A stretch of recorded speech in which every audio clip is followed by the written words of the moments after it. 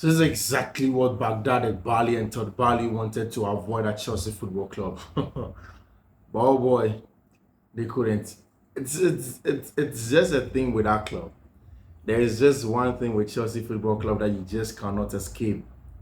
It is the controversy and the drama, and they have it. Chelsea have started the season, and oh boy, Mauricio Pochettino is in trouble. And I bet you that these are some of the things that the owners wanted to avoid. I'm sure these are some of the stuff that the directors wanted to avoid, because Chelsea have scored 26 goals in the league. They've conceded 26 goals. They are 12 on the league table. Out of 39 points, they're only having about 19 of them, lost 20. It is a shambolic start to Chelsea's season. Again, you think that Chelsea cannot undo themselves in there with respect to the lows that they get to, but they keep on undoing themselves with the lows, setting worst records after records, players not really willing to put in a fight. But again, the question goes back to the owners, and you ask, how do you spend £1 million and you are not able to put up a formidable side in the shortest possible time? I thought Mauricio Pochettino was the man to take Chelsea to the next level. I thought he was the expert in dealing with young players. What has really gone wrong? Does he need more players in January, like he alludes to? A striker, a midfielder, and a defender who is big, bulky enough to fight and then win duels like the ones against Everton or Newcastle. Where have Chelsea got into?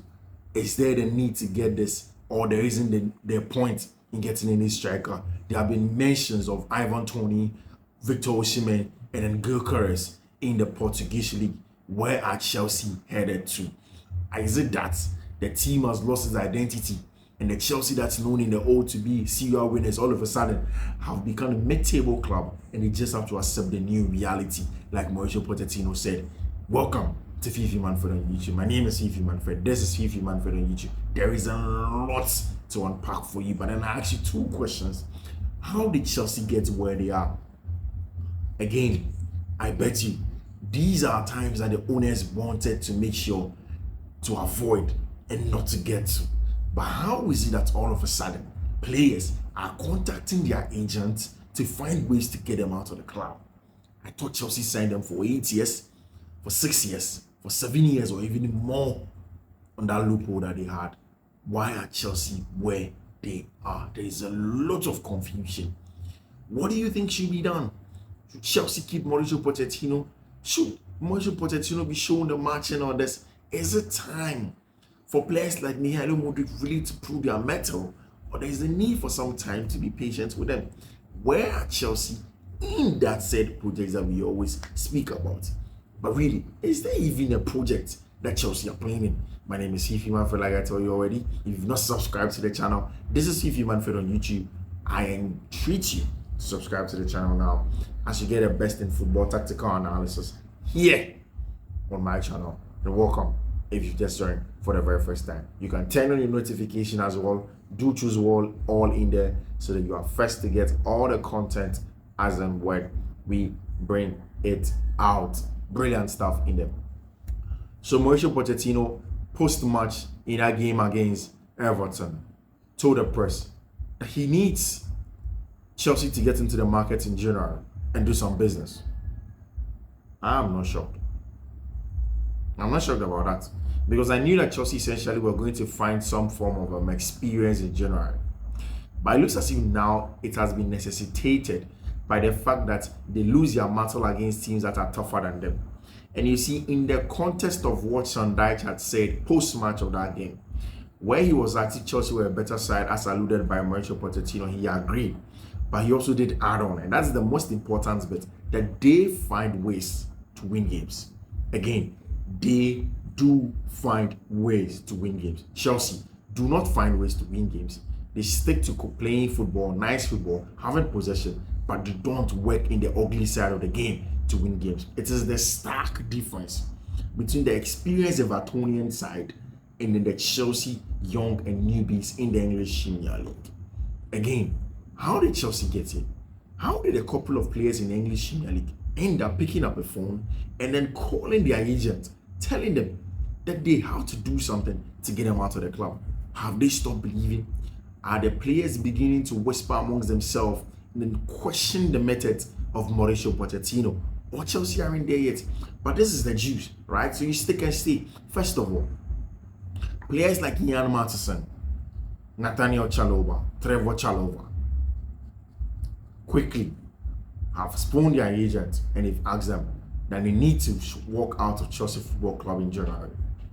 For Trevor Chalobah, he hasn't gotten enough game time under Mauricio Pochettino. He was the newbie darling boy under Thomas Tuchel. Mind you, Bayern Munich wanted to get him in the summer, but Chelsea did hold off and there was an injury and they couldn't get him, especially in replacement of Benjamin Pavard, who had intended left for Internazionale Milan. Again, now there is a story of Ian Matheson, a player that I personally thought that was going to get into that Mauricio Pochettino team and play some role. As a left back, as a right back, he has the pace. He had played at left wing back under Van Sant Company in the championship. So everybody really did believe that he was going to get a shout in there in that formation. But he isn't getting that. And he has also contacted his agent that he wants to leave Chelsea Football Club. And that's when Isaac Cancela is reporting in there from the Chelsea headquarters. But this is the bigger question. This evening, there is breaking reports that Chelsea are having a crisis meeting tomorrow. Chelsea are having a crisis meeting tomorrow. In this meeting, 3 things will be decided. First of all, Mauricio Pochettino's method. They are going to look at it. Has he done enough per the players that have been bought for him, per where Chelsea have come from preseason? Or he is just not good enough and Chelsea ought to show him the match and all this. Again, Chelsea will be looking at analyzing the data. In the beginning of the season, they had seen the data that has shown that they were on the right trajectory. And even though results were not good, they had to stick by Mauricio Pochettino. Does the data do say same? Or still, now, exactly like I told you, Chelsea have conceded 26 goals and have scored 26 times. Hence, there is a goal difference of 0. Again, they are languishing 12 on the English Premier League. Again, they have accumulated only 19 points in the English Premier League after 13 or so match days, which is not good for Chelsea Football Club. Again, Chelsea continued that winless streak at a Goodison Park after years. 5 times, and Chelsea have won only once under Thomas Tuchel. Is this enough for Mauricio Pochettino to lose his job? And listen to me, please. Let me tell you something. If Pochettino loses his job, I think that the sporting director should go as well. First of all, get Jenna. The least you can do for Mauricio Pochettino is to keep him to the end of the season. I'm telling you this. Do not listen to the UK tacticals who essentially do not understand what they are saying, but just use emotions to blab a few things here and there. Pochettino doesn't need to leave now. He has to go on to build a squad that he has started. It is going to be the most shambolic and singular, most atrocious decision to sack Mauricio Pochettino mid-season. It is time for them to regroup, and then see how best they can organize the squad and then get forward. If Pochettino has asked for a midfielder who is tall and bulky and an aggressor, you get him that. You need more than that.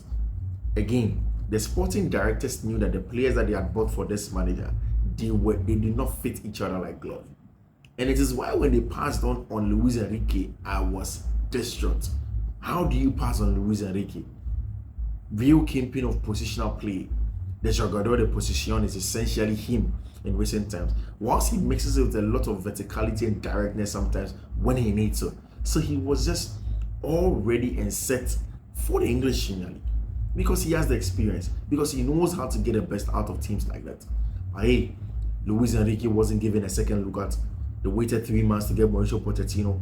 Pochettino has come in and you expect him to be sacked. No, that isn't happening. And Chelsea need to brace themselves for these times like this. I know, until there's experience. You see, when Graham Potter was under a lot of pressure, I was one of the few people who kept on saying, sacking Potter doesn't change the Chelsea situation. It does not. It only papers over their cracks. And I've been proven to be right over and over again.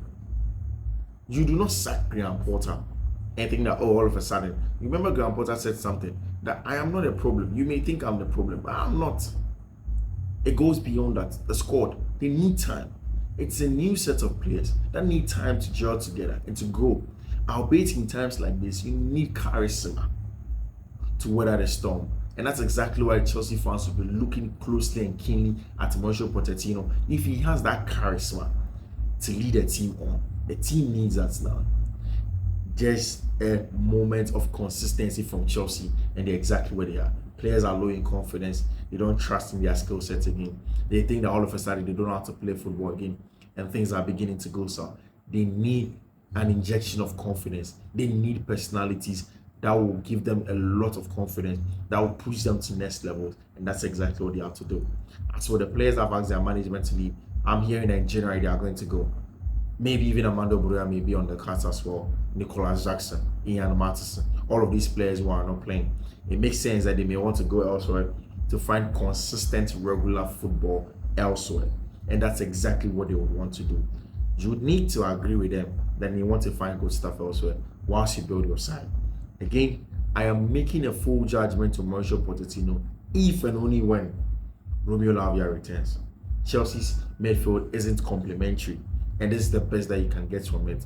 Lackluster results here and there, not getting enough jam from the team, having issues with respect to how sometimes you play.